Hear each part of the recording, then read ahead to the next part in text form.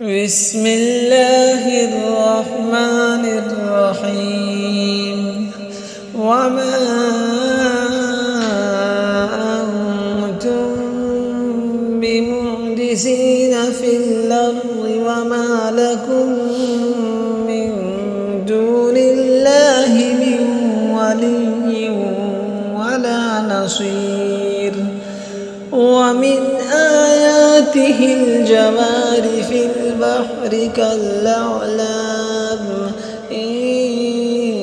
يشأ يسكن الريح فيظللن رواكد على ظهره إن في ذلك لآيات لكل صبار شكور أو يوبقهن بما كسبوا ويعفو عن كثير ويعلم الذين يجادلون في آياتنا ما لهم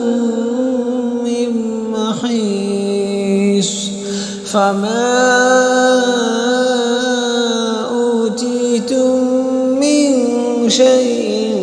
فمتاع الحياة الدنيا وما عند الله خير